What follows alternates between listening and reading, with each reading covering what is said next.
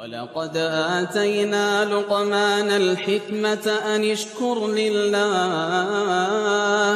ومن يشكر فإنما يشكر لنفسه ومن كفر فإن الله غني حميد وإذ قال لقمان لابنه وهو يعظه يا بني لا تشرك بالله إن الشرك لظلم عظيم.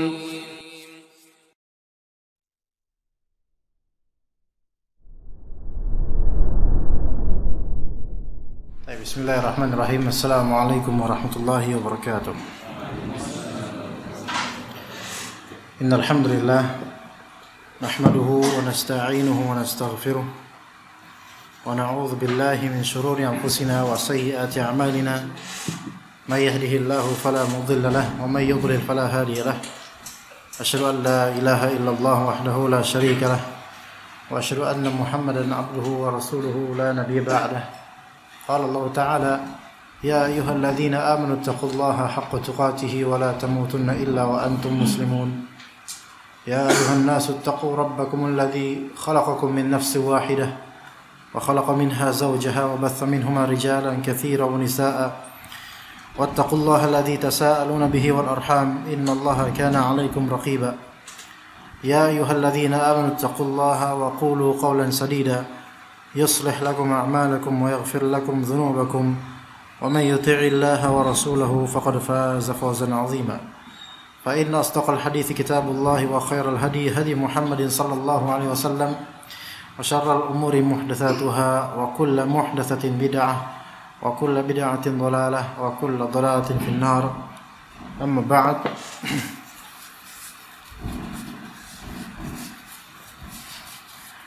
kembali kita berjumpa di majelis ini, insyaallah majelis hadis dan tazkiyatun nufus dalam pembahasan kitab Al-Arba'in An-Nawawiyah rahimahullah.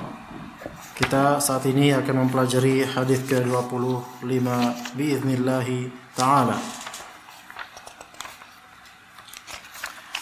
Al-hadis yang ke-25, hadis Abu Dzar Al-Ghifari radhiyallahu anhu. Kita baca di sini, an Abi Dzarrin radhiyallahu anhu aidan anna unasan min ashabi Rasulillah sallallahu alaihi wasallam qalu lin nabiy sallallahu alaihi wasallam, bahwasanya ada segolongan orang dari sahabat Rasulullah sallallahu alaihi wasallam, mereka berkata kepada beliau alaihi salatu wassalam, ya Rasulullah, wahai Rasulullah, dhahaba ahlud duthuri bil ujur. Dhahaba ahlul duthuri bil ujur.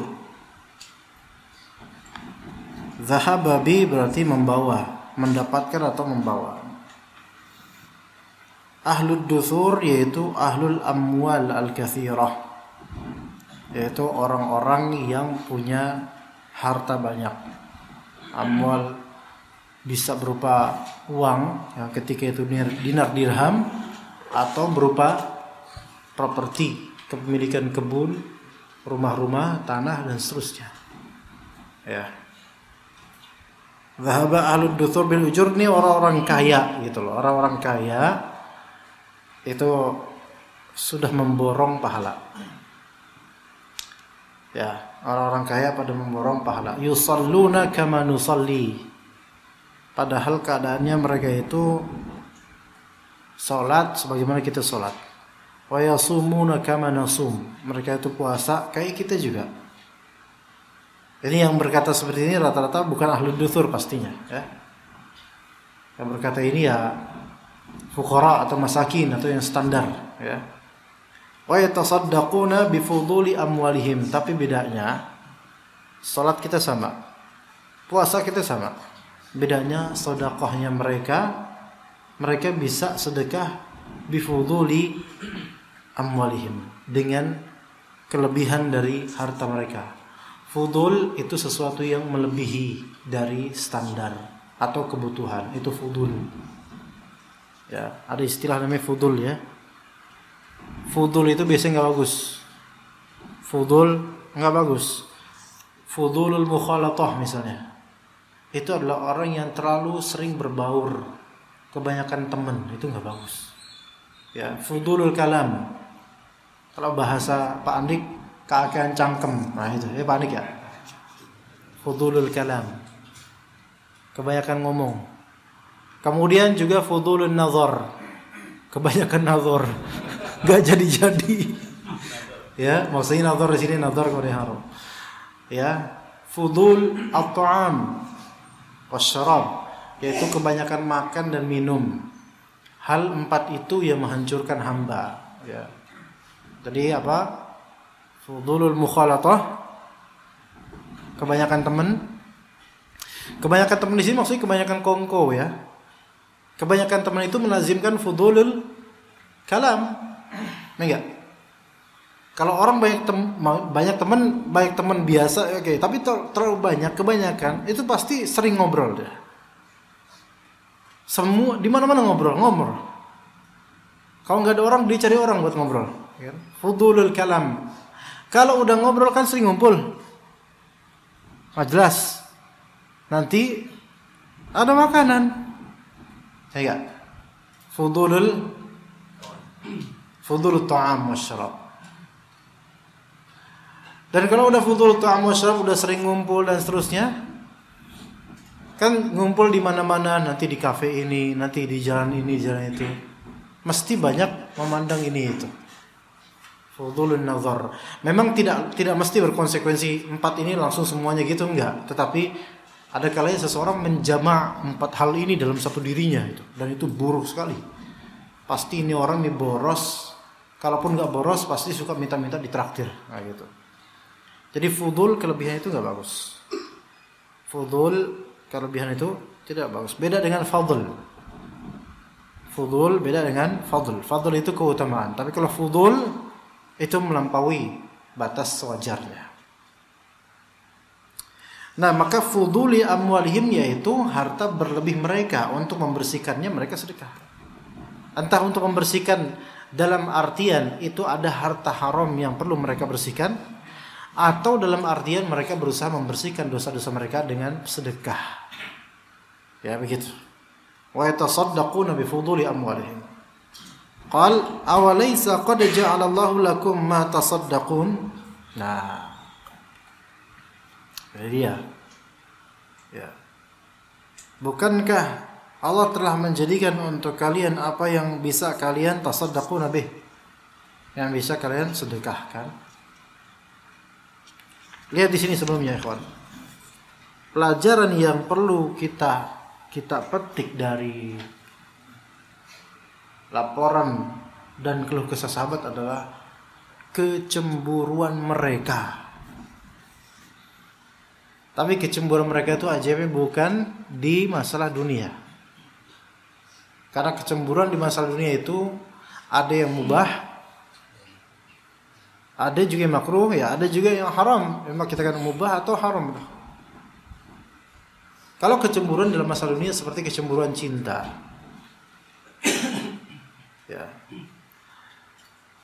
Kalau misalnya kecemburuan dalam masalah dunia yang haram, itu masih mubah, itu kecemburuan cinta masih mubah, yang kadang bisa menjadi wajib jika tujuannya adalah menjaga kehormatan. Ya, kecemburuan cinta itu bisa menjadi wajib jika tujuannya adalah menjaga kehormatan dan farj. Iya.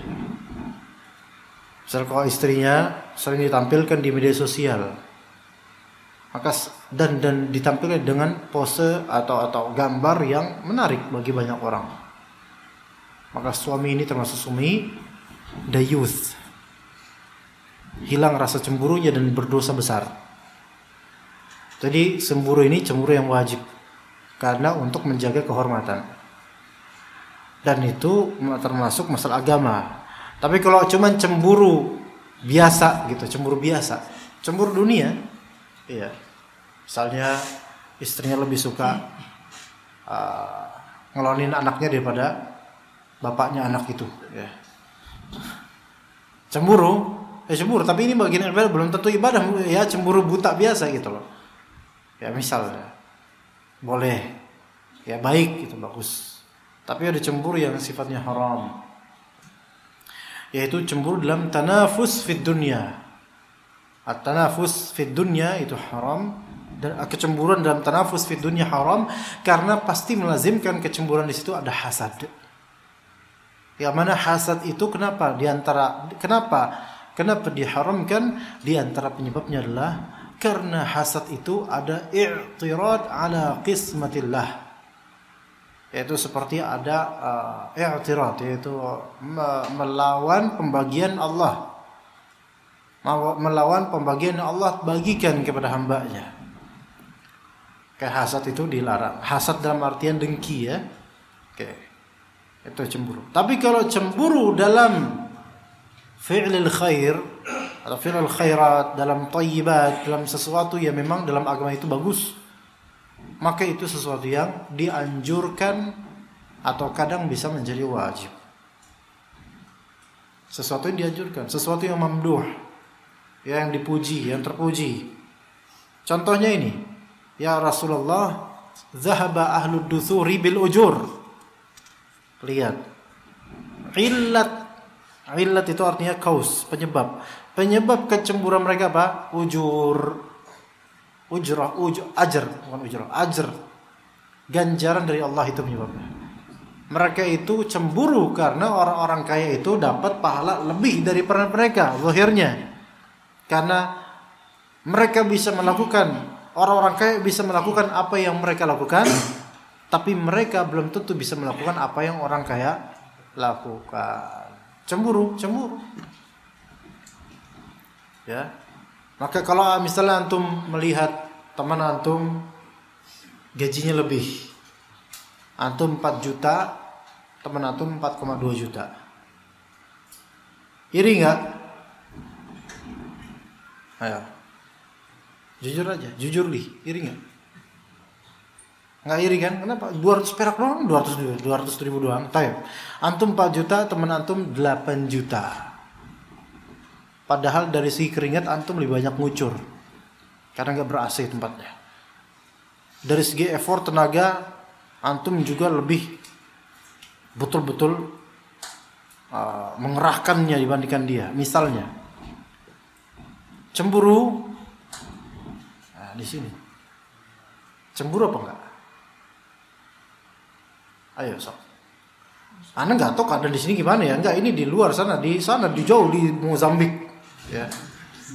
Enggak, kira-kira kalau antum kayak gitu keadaannya gimana? Cemburu nggak, ikhwan? Enggak, cemburu lah. Oh, kerjanya sama, treatmentnya beda misalnya. Maksudnya treatment gajinya beda. Senioritasnya sama. Apakah kecemburuan dalam bab ini haram atau tidak? Nah, situ. Ada dua sisi. Bisa menjadi haram, bisa menjadi maklum, hak mubah.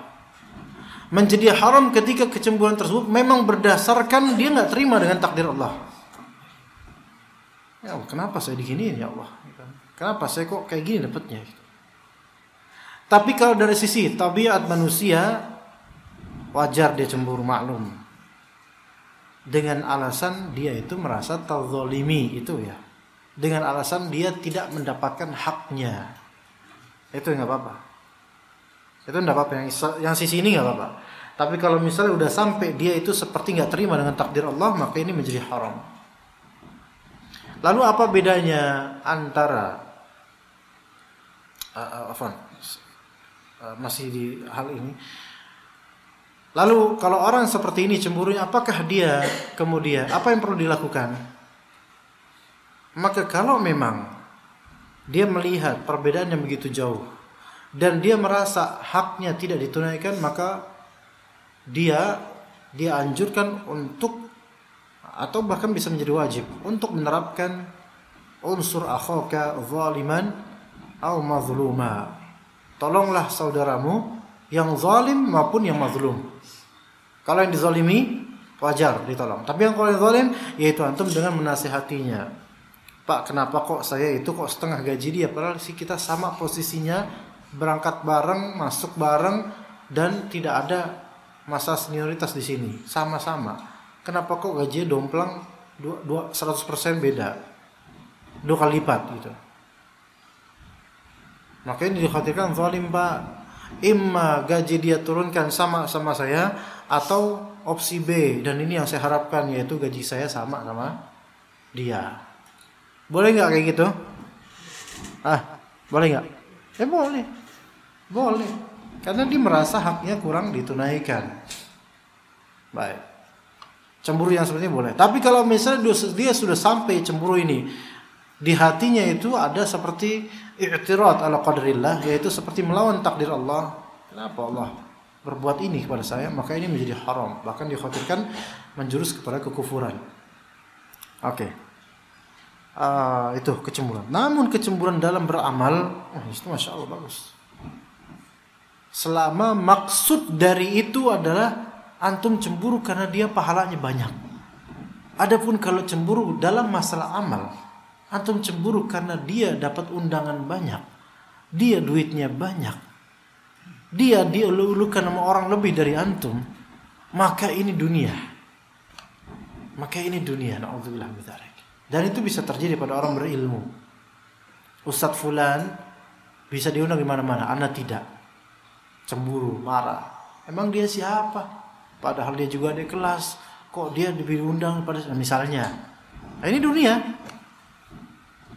Walaupun dalam koridor ilmu gitu, tapi ini dunia. Ya. Jadi yang seperti ini hati-hati. Oke. Ingat tadi ilatnya apa? Coba diingat tadi ilatnya apa? Sebabnya apa cemburunya itu sahabat? Zahaba ahlud duthuri bil ujur, ganjaran pahala itu. Jadikan, letakkan kecemburuan antum sebabnya adalah itu. Coba ya. Pokoknya kalau antum cemburu, sebabnya bukan ajrullah, bukan ganjaran Allah, hilangkan kecemburuan itu dari sekarang. Iya, ya gitu ya. Misalnya antum ngelihat teman antum ganteng. Ini bapak ini. Pak siapa Pak? Pak Fulan dah, nggak usah disebut karena mikrofon masuk ke YouTube soalnya. Nanti dicari antum. Antum ini ngeliatnya, ganteng banget dia. Cemburu antum. Karena lebih disenangi oleh lawan jenis, bahkan sesama jenis juga ada yang menyukainya misalnya. Antum mulai kenapa dia? Anda tanya ke antum, Pak. Ini bapak-bapak bukan? Ada ke antum. Enggak, karena Anda -3, jadi Anda ngeliat antum itu seperti apa ya? Apa? Fata Morgana gitu jadi. Pak, antum cemburu sama dia, itu apakah karena antum khawatir pahala dia lebih banyak daripada antum? Enggak Ustaz. Cuma Anda sebel aja kok dia lebih ganteng daripada Anda. Pak, antum coba cuci mata lah. Yang kayak gini dibilang ganteng, gitu. Misalnya. Antum carilah yang mungkin lebih apa ya? Ini sama Pak sama antum gitu misalnya. Dunia, apa yang antum cari? Pahala. Apakah orang kalau misalnya ganteng langsung berpahala karena gantengnya dia? Enggak lah. Tapi kalau misalnya antum melihat beliau soleh dan memang beliau adalah orang soleh, buktinya beliau bawa buku orang soleh. Beliau, masya Allah, sholat duhanya masuk rajin, ya, dan sudah izin sama atasan mau sholat duha. Masya Allah, dia pahalanya lebih dari saya. 10 Dzulhijjah ini dari 1 Dzulhijjah puasa terus. Cemburu antum. Kenapa saya nggak bisa? Kan gitu. Iya. Sebenarnya saya bisa, udah sahur tapi duhanya lapar makan, nah gitu. Cemburu karena merasa pahala dia jauh lebih banyak. Ini baru bagus. Itu baru bagus, ya. Karena ini pahala. Contoh lain. Misal antum mendapatkan ustadz. Ustadz ini ternyata hafal juz 30. Ustadz ini hafal juz 30. Tok. Ya nggak apa-apa. Antum hafal juz 30 3 surat terakhir. Tok. Kemudian Ustaz ini kalau misalnya jadi imam, dia bisa baca abasa, bisa baca al-insyiqaq, al-infitar, al-mutaffifin, al-takwir, bisa baca. Antum pas jadi imam, ujung-ujung qul huwallahu ahad. Tadi qul a'udzu birabbin nas, tapi berlibat dengan beberapa ayat, balik lagi ke qul huwallahu ahad sebagai alternatif terakhir. Marah antum. Lihat marahnya antum dan cemburu antum di sini apa? Apakah karena antum khawatir ganjaran pahala antum itu sedikit? Atau jangan-jangan cuman karena gengsi doang? Paham gak di sini bedanya? Ini daqiq jiddan ya kawan. Sangat daqiq. Apa daqiq itu Indonesia ya kawan? Daqiq. Apa Mas Irfan? Mas Arif. Daqiq itu detail kecil, daqiqah, tipis kecil. Yang kadang orang itu nggak bisa membedakan antara dia nyari pahala, iri karena pahala dengan iri karena dunia itu kadang nggak bisa dibedakan. Ya. Ada fulan istrinya lebih dari 1,5, ya. 2, 3, 4. Antum berang. Muka gila, dia punya istri lebih dari gua, padahal tuan gua gitu. Dia baru nikah kemarin sore, paginya 2 istrinya misalnya. Maksudnya ini bahasa sastra aja, maksudnya dulu udah lama tapi baru kemarin dibandingkan saya duluan saya. Berang antum, dan kemudian saking cemburunya dilampiaskan ke istri. Ya. Lu sih katanya. Lah, kenapa bang? Gara-gara lu pokoknya semuanya gue jadi sebel nih. Kenapa? Lu ngehalangin orang ibadah. Nah gitu. Ke bini ngomong gitu. Bini langsung bilang, kayak gue tahu nih maksudnya apaan kata bini. Ya. Nah, bukan istri saya itu. Nah, marah dia, cemburu. Nah, tanya kalau antum ada perasaan kayak gini, misalnya ngedengar fulan nikah lagi, ustadz fulan nikah lagi, tanya diri antum tuh berang, cemburu karena apa? Mas ya? Iya, ya Pak ya? Kenapa? Karena apa berangnya antum? Kalau misalnya cemburunya murni karena dia ini tuh lebih muda, nggak pantas, saya lebih pantas daripada dia untuk nikah misalnya, maka antum nggak layak cemburu kayak gitu, ya nggak usah. Tapi kalau misalnya cemburunya antum seperti ini, dan ini jarang, yaitu wah masya Allah ya, dia istrinya 2, pasti pahalanya lebih banyak, amalnya lebih banyak, nafkahnya lebih banyak, surganya lebih dekat gitu. Ya Allah, saya pengen kayak dia supaya pahala banyak. Ini namanya apa? Hampir mustahil. Laki-laki cemburu kayak gini hampir mustahil. Rata-rata cemburu mubah, yaitu karena gengsi doang gitu, rata-rata ya. Atau karena dia juga pengen cuman nggak terjadi, nggak terwujud. Cemburu akhirnya itu rata-rata gitu. Tapi kalau misalnya antum bisa kayak gitu cemburunya, ada doain semoga Allah mudahkan antum untuk dapat bidadari di surga. Iya, tapi di dunia tetap aja satu aja.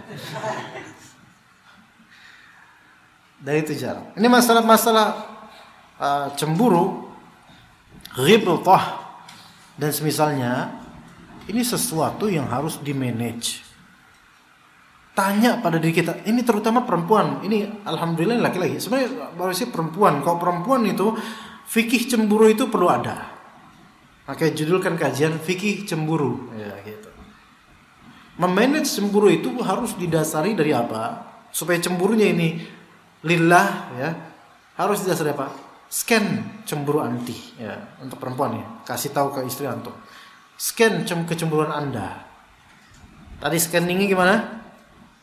Apakah kecemburuan ini bil ujur karena pahalanya kalah, atau karena sisi dunia yang kalah? Itu dia, coba begitu. Itu aja sebenarnya. Simpel kan? Itu aja. Kalau ternyata memang jujur antum itu anti cemburunya karena khawatir pahalanya berkurang atau sedikit lebih sedikit, maka anti telah melakukan ghibthah yang bagus. Iri yang bagus. Tapi kalau cemburunya cuma sebab ya gengsi berkurang atau nanti nggak dapat jatah atau gimana atau maka enggak. Ini perempuan banyak cemburunya. Iya. Misal ada seorang suami. Suami ini rajin sedekah ke orang tuanya, ke orang tuanya orang, ya, ke orang-orang yang sudah tua dan ke para orang tua. Ya. Sama aja semuanya. Ya. Kemudian istri dapat sangon, uang pribadi dan uang kebutuhan rumah tangga. Cukup. Namun mengetahui suaminya ini kalau sedekah seperti lebih besar kuantitinya daripada kuantiti ke istri dan anak, maka mulai cemburu. Mas, cobalah prioritaskan anak istri dalam nafkah. Pertanyaan anak ikhwan, benar atau tidak?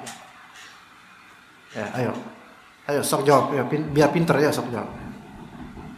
Ayo sok jawab. Antum, Pak, antum udah berapa putra putri? Hah? Nggak percaya? Oh, enggak. Tar dulu lah. Pak antum ayo nikah lah Pak.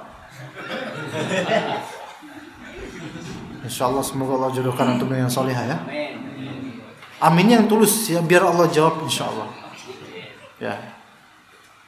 Ya, sampingnya Pak siapa? Fawaz. Bapaknya Fawaz. Lah bapaknya Fawaz kepriben bapaknya Fawaz.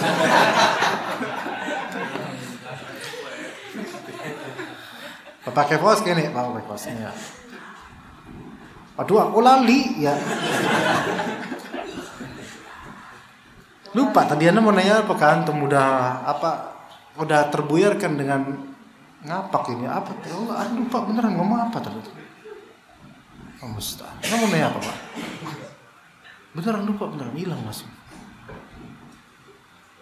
Coba ingetin coba apa? Anda mau ngomong apa? Anaknya berapa? Terus apa yang mau ngomongin abis itu ya? Sorry. Oh iya, taib. Nah, Bapak Fawaz ini rajin sedekah, ya kan? Nah, kemudian banyak orang dibantu, orang-orang fakir miskin. Emang cukup anak istri anak berapa? 2. Istri nggak usah jawab, Anda tahu. Nah, terus habis itu, alhamdulillah cukup semua itu SPP anak normal itu. Cuma namanya setan kadang-kadang apa? Gimana caranya supaya ada celah gitu untuk ya supaya bertengkar lah memang. Maka Bapak Fawaz ditanya sama istrinya. Sama mama Fawaz. Nah, kemudian Bapak gimana ya?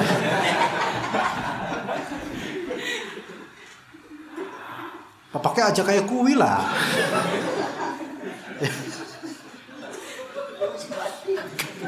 Kan bener gak ada? Hah? Logatnya bener gak? Aja kayak kuwi lah. Inyong mas batin.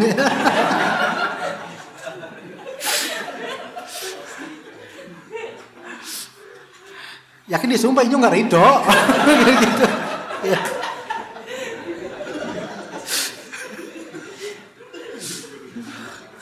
Apa anak kayak gini ya? Allah musta'an. Anak semasa hidup anak pun Jawa nggak Jawa sih itu, anak Jawanya Solo anak. Halus bagus Jawanya.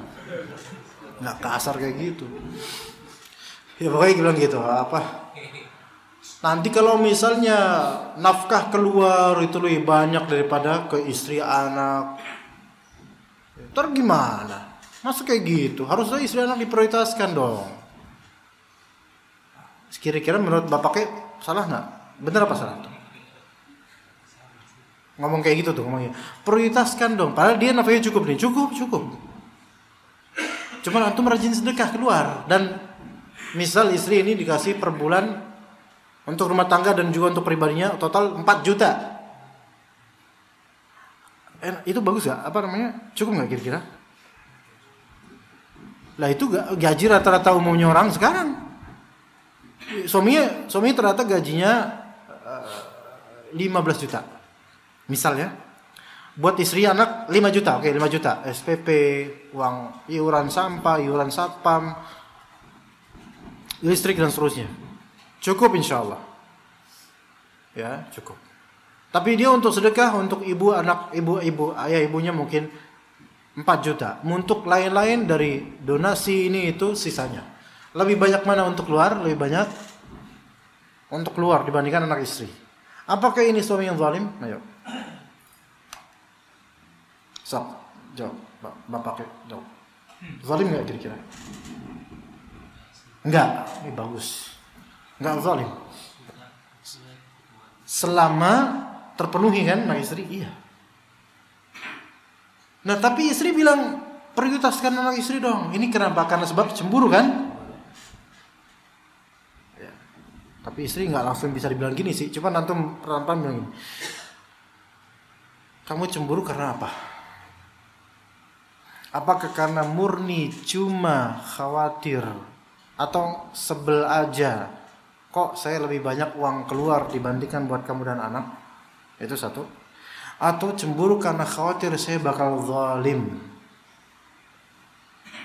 dengan meminimalisir untuk anak istri. Coba yang mana? Nah, kalau cuma cemburu kuantiti doang, maka sesungguhnya Allah telah mencukupkan kamu.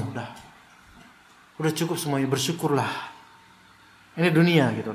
Tapi kalau misal cemburunya karena kamu ada kekhawatiran dengan kebiasaan seperti ini, kelak dikhawatirkan kamu akan dizalimi oleh saya, dan zalim itu haram, maka fadl, nasihati saya untuk gitu. Enggak semua istri cemburu dalam masalah harta ini, enggak semua istri karena memang murni harta, enggak semuanya juga karena murni ujur pahala. Jadi dilihat. Jadi hal-hal ini perlu manajemen, apalagi kita masing-masing umumnya punya istri. Ya.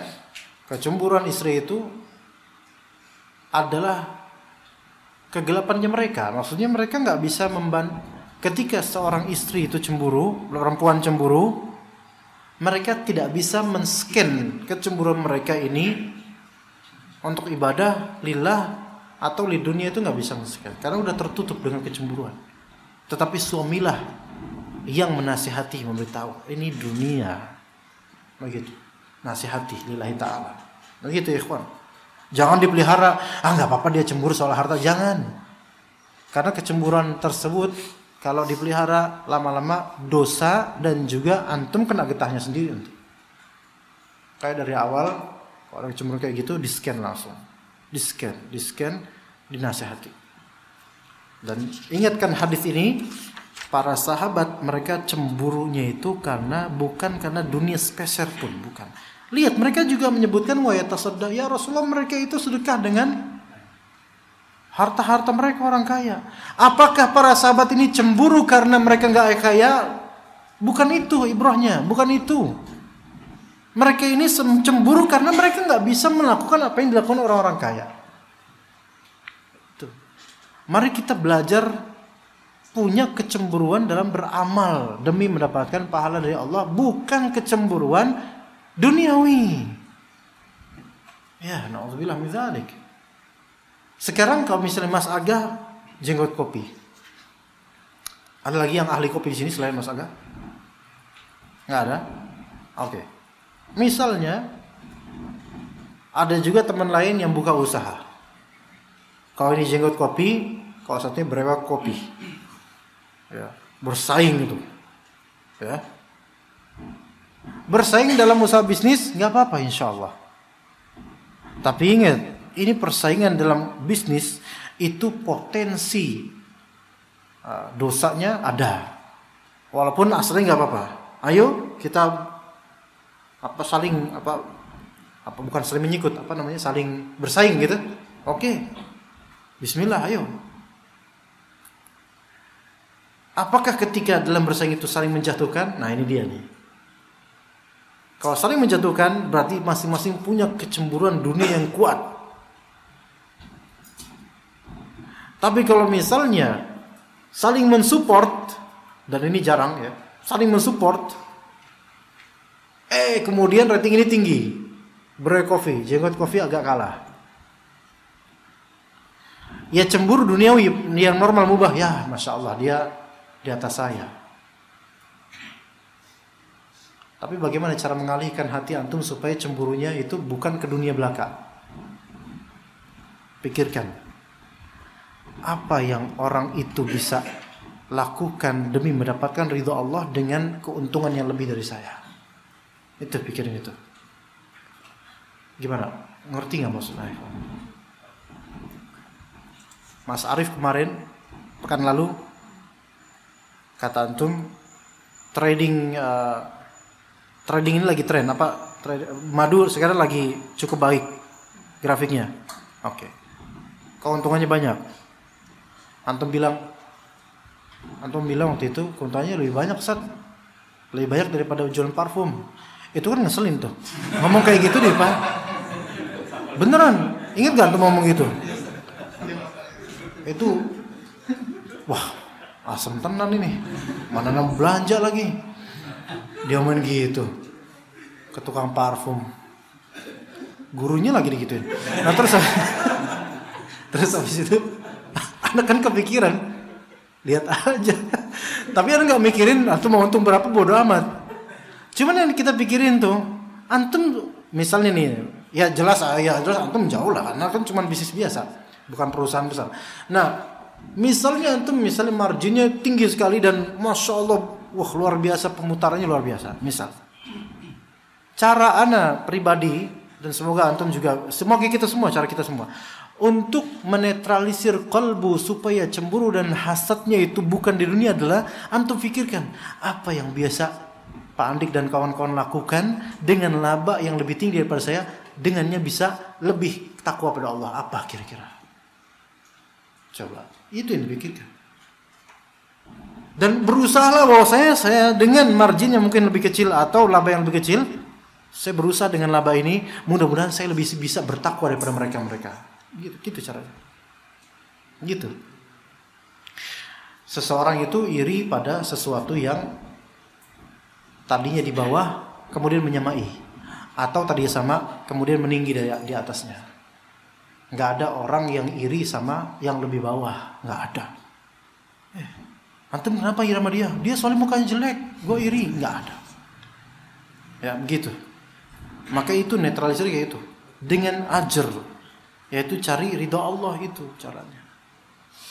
Cemburulah ketika antum melihat orang itu tampak lebih diridhoi oleh Allah dan lebih diberi taufik daripada antum. Cemburulah di situ.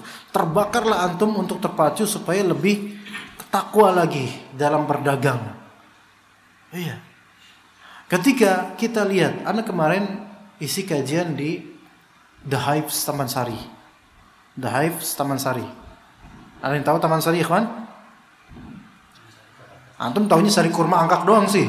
Taman Sari, ya pokoknya situlah, pokoknya udahlah di situlah pokoknya. Itu ada isi kajian di situ. Di masjid namanya An-Nahl kalau nggak salah. Di masjid itu habis Jumat, tukar kajian habis Jumatan. Habis Jumatan kemudian ada hidangan.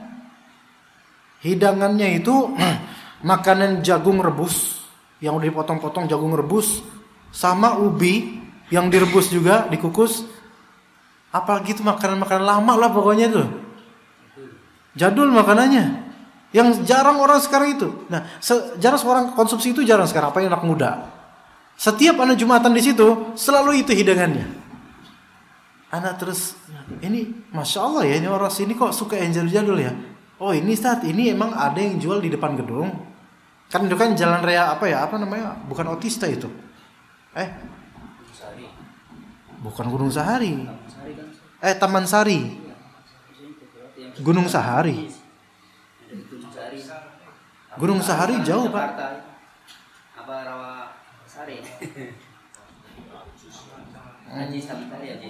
Teman terserah antum deh, terserah antum. Ya pokoknya di situ lah, Pak. Pokoknya jalan raya itu gede. Ya. Itu ada tukang, kan biasanya tukang itu kan yang dorong gerobak itu loh. Yang kaca etalasenya itu penuh dengan jagung dan seterusnya itu, ubi-ubi gitu. Ya kan? Iya bajigur kayak gitu-gitu tuh. Tapi nggak ada bajigur kemarin. Nah, kemudian itu kenapa? Oh, itu tukang yang biasa kalau nggak mangkal, kalau nggak lewat di depan gedung, biasanya di depan situ. Itu tukang itu dikenal oleh orang-orang tuh rajin ibadah dan soleh. Gimana? Dia suka bersihin masjid kantor gitu. Tapi emang orang soleh, orang yang pura-pura itu ketahuan, pura-pura soleh ketahuan. Tapi orang yang memang soleh dari sananya memang tulus, itu Allah bakal berikan kebaikan di hati orang-orang terhadapnya gitu loh. Maka ini setiap Jumatan kita selalu borong dagangan dia. Dan juga kantor lainnya juga gitu. Kantor-kantor sekitar itu, karena melihat kesolehan orang ini, padahal orang asing, orang-orang rakyat warga biasa, orang biasa, perantauan atau enggak ada nggak tahu. Terus dia itu saking orang itu senang sama dia karena melihat solehnya dia, itu sampai diumrohin sama kantor. Dan kantornya, mohon maaf, nggak seperti ini. Namanya itu kan gedung-gedung besar itu. Kantornya besar-besar. Diumrohin sama orang kantor saking mereka mendengar kabar nih kesolehan dia tuh, Masya Allah, di Taman Sari itu. Bahkan sebelum pandemi itu ada kantor yang sudah mendaftarkannya haji furoda. Haji qadarullah pandemi. Jadi qadarullah nggak jadi, ya, qadarullah. Tapi emang benar serius itu udah didaftarin udah. Qadarullah tahun 2020-nya apa itu yang haji itu kan ditutup tuh. Jadi di sini Anda juga sebagai pedagang ya, dan antum juga mungkin marketing, dagang dan seterusnya. Lihat bagaimana orang ini lebih diridhoi oleh Allah. Zahirnya kita nggak tahu ya, lebih diridhoi oleh Allah karena kesolehannya dalam berdagang dibandingkan kita yang seperti ini. Antum kira-kira melihat ini, ada nggak kecemburuan antum? Dan kecemburuan antum tuh di mana letaknya gitu loh. Iya. Secara produk ya tentu antum jauh lebih laris, saya yakin. Madu ya. Dan produk-produk seperti itu sekarang nggak banyak orang yang beli sebenarnya. Dari segi apa lagi? Dari segi fasilitas nggak ada apa-apanya, namanya gerobak di jalanan didorong sama dia. Lah antum di sini alhamdulillah nganter pakai mobil, bisa pakai motor. Alhamdulillah. Apalagi antum cari dari dunia dengan orang ini. Kalau antum iri karena dunianya dia, ajaib, apa yang antum irikan dari dunia dia? Tapi ketika iri antum adalah kok dia bisa soleh ya, padahal fasilitasnya lebih banyak saya, itu baru bagus. Tapi jangan cuma ngomong gitu doang. Ayo lebih soleh lagi gitu. Seperti itu ya. Berikutnya. Judul kajian ini apa? Judul kajian ini tadi coba sebentar lihat. Judul kajian ini cemburu dalam kebaikan ya itu. Dah kita bicara cemburu aja ya, kawan.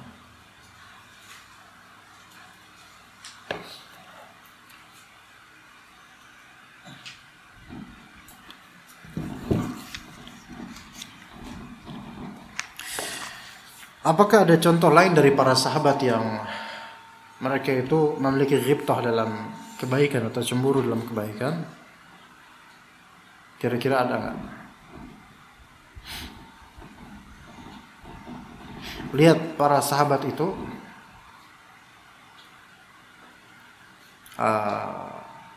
di antaranya ada seorang,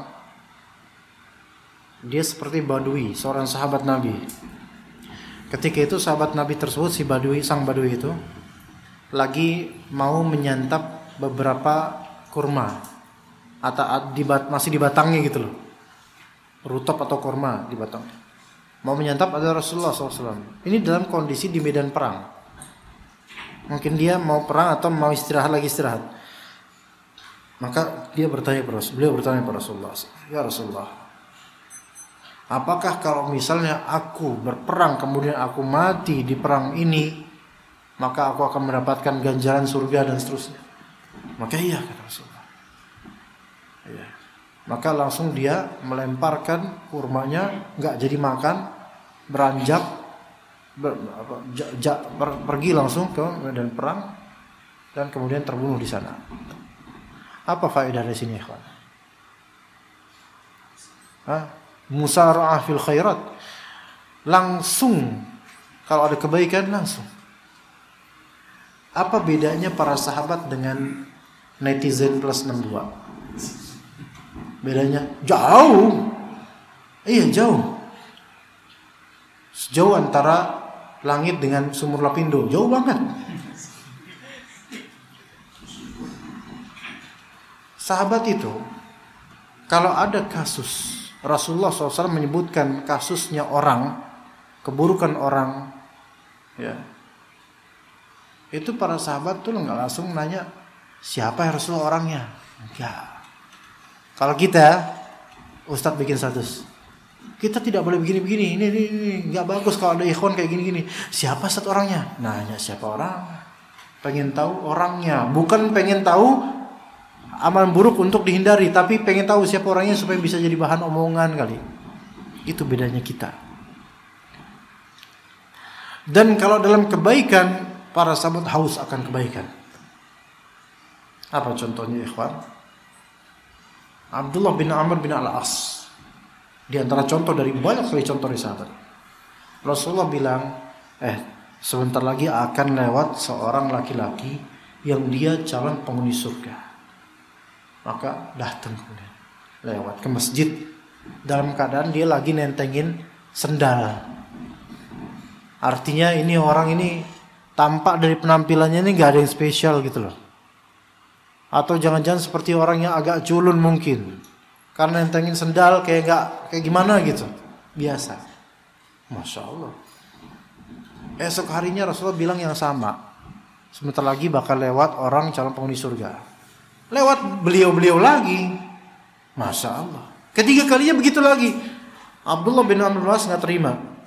Ya, bukan gak terima takdir, cemburu. Cemburunya itu membuat dia bergerak. Saya bakal ke rumahnya.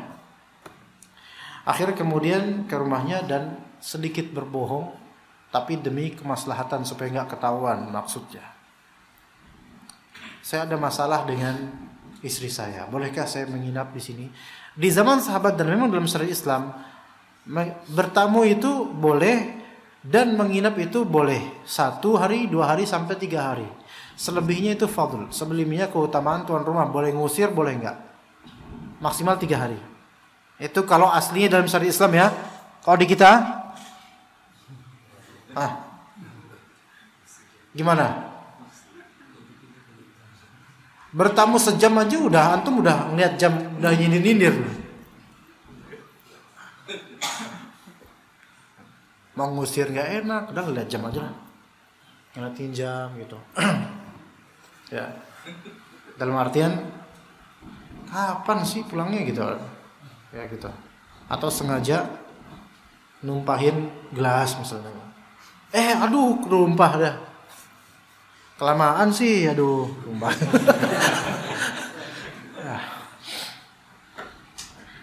Jadi Abdullah bin Amr bin As kemudian ke rumah orang tersebut. Untuk apa? Sebenarnya pengen tahu amalan apa yang bikin Rasulullah SAW menyatakan dia ini calon penghuni surga. Sampai 3 kali disebut itu. Pasti dia ini punya amalan yang magnificent. Dan itu beliau, kecemburuan beliau menggerakkan hal itu supaya tahu dan supaya beliau bisa mengamalkannya. Itu tuh sahabat tuh kayak gitu, ikhwan. Sahabat tuh kayak gitu. Ya. Nah, sampai 3 hari, sampai 3 malam itu gitu-gitu aja. Akhirnya nyerah. Ya. Pada ujungnya akhirnya ketahuan, akhirnya dia mengakui bahwasanya saya ini tidak ada seseorang siapapun itu kecuali hati saya bersih akannya gitu. Saya enggak pernah menyimpan dendam, kesal yang saya perlama di hati, nggak pernah. Itu ibrahnya. Dan kata Abdullah bin Amr, itu yang kita tidak mampu.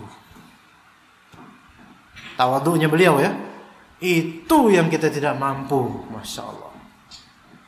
Jadi kalau antum bisa ngelihat ada di antara ikhwan antum, di antara teman-teman ini ada satu ikhwan yang sama semua orang renyah.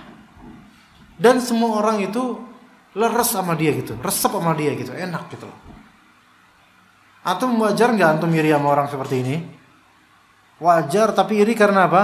Orang ini seperti nggak punya kedengkian di hatinya. Saya pengen kayak dia. Itu seperti itu coba. Ya, bisakah kita seperti itu? Insya Allah bisa. Ya. Ada pertanyaan nggak ikhwan sampai sini? Ada. Nah. Mana yang Mas? Antum baju putih. Dulu kok di tengah? Nggak di sini. Antum yang kemarin di sini bukan? Kamu beda lagi. Mana hamba Allah yang dua di sini waktu itu? Hah? Masya Allah. Belakang antum. Belakang. Masya Allah. Mana adanya mana? Adanya siapa?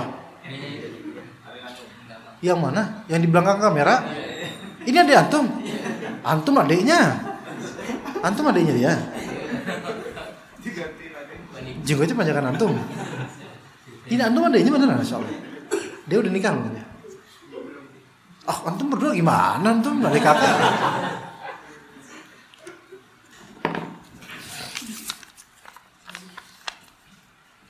Ntar digantiin ada di sini kena bully juga. Ntar besok ada antum datang lagi nih. Ustaz Afwan mau nanya, jika ada perbedaan di antara para ulama dalam menetapkan suatu dalil yang mana masing-masing ulama tersebut menganggap lebih kuat. Ya rata-rata begitu ya memang. Rata-rata khilafiyah, masing-masing ulama tersebut menganggap lebih kuat dalil yang mereka pegang dan kaidah yang mereka dasarkan. Rata-rata begitu. Apakah kita mendahulukan ahlul hadis atau imam mazhab untuk kita ikuti? Oke. Begini pertanyaannya kurang ini nih bahasanya. Mana yang kita dahulukan, ahlul hadis atau imam mazhab untuk kita ikuti? Gini loh, antum kira emang imam mazhab bukan ahlul hadis? Imam Malik itu ahlul hadis. Imam Syafi'i walaupun mungkin beliau itu tidak sepantar dengan Imam Ahmad dari segi hadis, tapi beliau termasuk perawi hadis. Makanya ada musnad Imam Syafi'i. Makanya dalam kitab Al-Um beliau menyebutkan hadis-hadis Nabi dengan sanadnya. Karena Imam Syafi'i juga ahlul hadis. Dan Imam Ahmad Imam Ahmad masyhur. Adapun Imam Abu Hanifah, maka beliau bukan ahlul hadis, bahkan didhaifkan dengan dhaif jiddan oleh para ulama ahli hadis. Itu Imam Abu Hanifah. Ya, bahkan dalam kitab Ar-Radd al-Jahmiyah karya Imam Ahmad atau kitab semisal atau di kitab lainnya, beberapa kitab-kitab di antara kitab ahlul hadis itu menjarah dan memperburuk citra Imam Abu Hanifah disebabkan lemahnya beliau dalam urusan riwayat hadis. Imam Abu Hanifah. Tapi memang konsep yang dipegang oleh Imam Abu Hanifah itu sesuai dengan teritori beliau yang di daerah Persia ketika itu, yang banyak orang menggunakan qiyas dan logika. Sehingga Imam Abu Hanifah rahimahullah mengkontekstualkan pemahamannya dengan antropologi teritori daerah beliau. Makanya banyak menggunakan analogi dalam mazhab Abu Hanifah, mazhab Hanafiyah. Nah sekarang ulama-ulama berselisih pendapat mana yang lebih kuat. Yang lebih kuat apa yang Allah tunjukkan pada antum lebih kuat dalilnya. Tetapi kalau antum nggak tahu gimana, di sini ada tabrakan antara ahlul hadis dan imam mazhab. Tidak ada tabrakan antara ahlul hadis dengan imam mazhab. Kenapa? Karena para imam mazhab, Imam Malik, Imam Syafi'i, Imam Ahmad itu ahlul hadis. Jadi jangan dikatakan ini. Tapi boleh antum katakan, apakah ahlul hadis lebih didahulukan daripada ahlul fiqih? Nah itu mungkin. Karena imam mazhab ini kan Imam Malik, Imam Syafi'i, Imam Ahmad. Maka begini ikhwan. Apa contoh kasusnya dalam masalah apa? Ya. Apa namanya? Puasa Arafah ini enggak antara ahlul hadis dengan imam mazhab. Antar pemerintah puasa Arafah ini.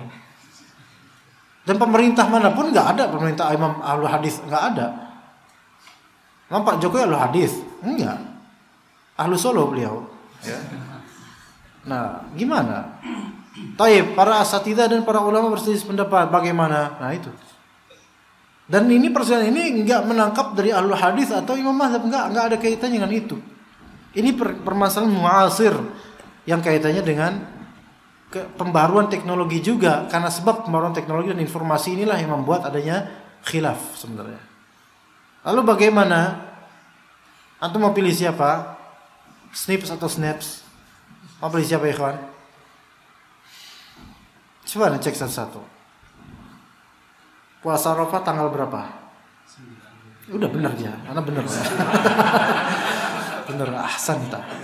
Ajaib. Insyaallah antum masyaallah. Antum anak 2 cocok. Ya. Hari apa nanti? Jangan bilang hari Arafah. Hari Jumat atau Sabtu?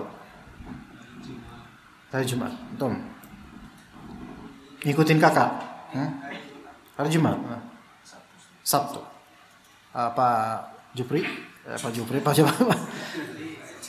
Hari Sabtu. Seri ya, dua-dua ya. Oke. Jumat insyaallah. Sabtu. Jumat. Menang nih Jumat menang. Menang nih Jumat ini menang. Nggak tahu belakang-belakang apa Sabtu jangan-jangan nggak mau puasa mereka. Oh khilafiyah, ana bingung Ustaz. Udah mendingan daripada bingung. Ya udah daripada ragu tinggalkan. Enggak. Jangan. Enggak. Iya, daripada ragu tinggalkanlah keraguan gitu kan. Enggak, kalau gitu.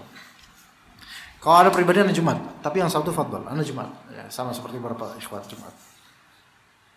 Tapi ibrahnya ana bukan masalah ini menganggap ahli hadis beda dengan ahli fikihnya. Enggak, dia bukan masalah ini sih.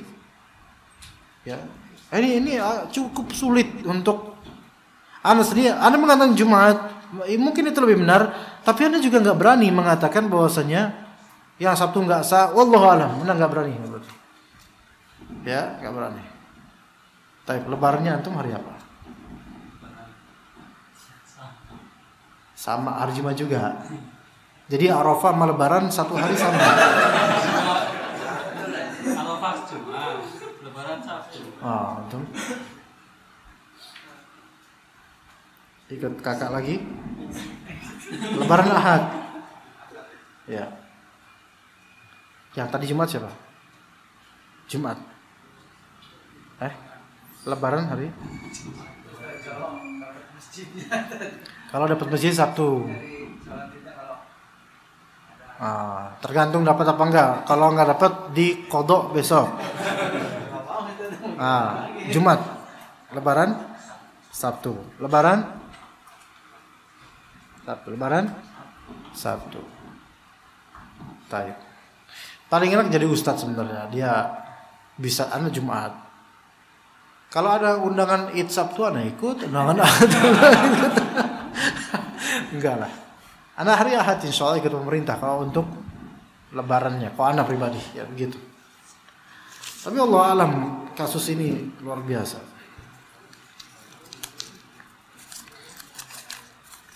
Jadi kita sama sih.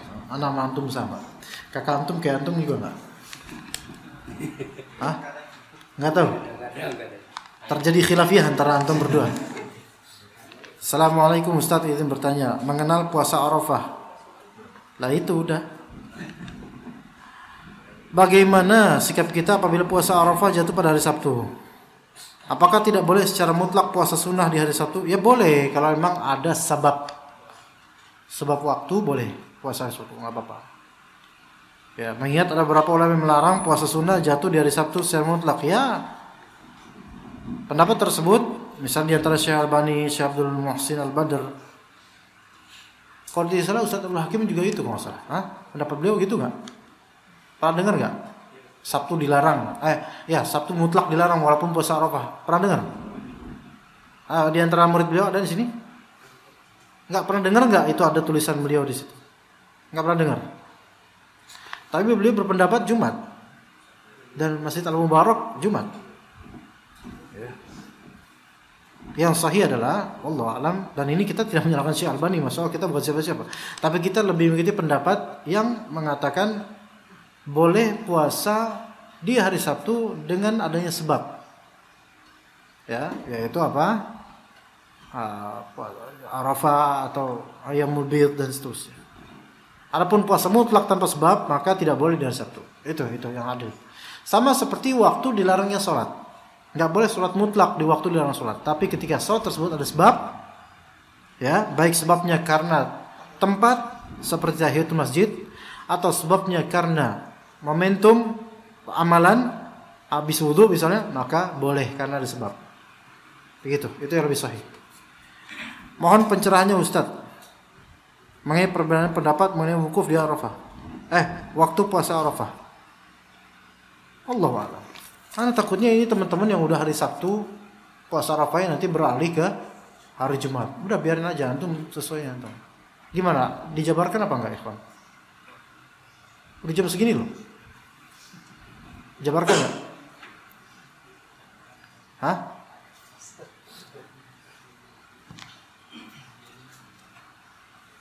Sabtu ya? Tadi antum Sabtu. 2 hari Sabtu. Pas banget lagi depan anak gitu kan. Sabtu banyak di sini ya. Coba yang puasa Sabtu coba, ikhwan. Yang puasa Sabtu, bukan lebaran Sabtu. Banyak apaan? Dikit tuh, lihat tuh. Ayo dikit tuh. Ayo loh. Jangan-jangan tadinya banyak, cuman pas tahu Anda puasa Jumat, mereka udah nggak mau. Bisa aja banyak nih, kayaknya banyak nih. Iya, Anda nggak tahu panik, jangan-jangan juga gitu, kita kan nggak tahu. Wah Ustaz, Jumat lagi, ntar kalau nuyuk Sabtu gini nanti dibully lagi. Enggak, Anda pengen tahu aja. Ya lah, kulihal ya kita udah ini bukan berarti kita berpandangan khilafiyah itu nggak masalah. Enggak, ini masalah. Ini masalah. Cuman kita mohon pada Allah semoga semua ini kan ijtihad ya. Semoga Allah Ta'ala memberi pahala pada semua dari kita yang baik yang Jumat maupun Sabtu. Nggak usah kemudian kita bilang yang Sabtu kemudian cekcok dengan yang Sabtu, kemudian saling memblokir Facebooknya, ya. Habis itu lewat di lorong di Taifah nggak mau nyapa karena dia Sabtu, karena Jumat. Alhamdulillah min dzalik. Ya nggak usah seperti itu. Ya semua doakan semua supaya baik-baik aja insyaallah. Ya, begitu. Karena memang bagi yang Jumat berarti kan tanggal 10 Dzulhijjah hari raya itu kan hari Sabtu. Dan hari Sabtu itu berarti kan hari dilarangnya berpuasa. Gitu loh, makanya bisa batil bagi mereka, bisa batil puasa di hari Sabtu, itu alasannya. Ya, begitu. Dan itu benar, cuman kita nggak bisa merefleksikan itu langsung pakem ke orang langsung batil antum puasanya. Menghukumi fulan ini batil puasanya beda dengan menghukumi bagi kita puasa tersebut puasa di hari ini batil. Kenapa? Karena individu ini kita nggak tahu ijtihadnya orang ini, Allah yang akan menentukan gitu loh. Tapi yang Jumat berpuasa, kalau puasa Arafah, maka kalau emang itu betul Arafah maka sah. Kalau bukan itu bukan Arafah, maka semoga terhitung sebagai puasa sunnah di awal Dzulhijjah. Karena Rasulullah SAW berpuasa dari 1 sampai 9 Dzulhijjah dalam hadis Ummu Salamah. Ya, wallahu alam, kita cukup sampai sini aja. Wa sallallahu ala nabiyina Muhammad wa ala alihi wa sahbihi ajma'in. Subhanakallahumma bihamdika asyhadu an la ilaha illa anta astaghfiruka wa atubu ilaik. Wassalamualaikum warahmatullahi wabarakatuh.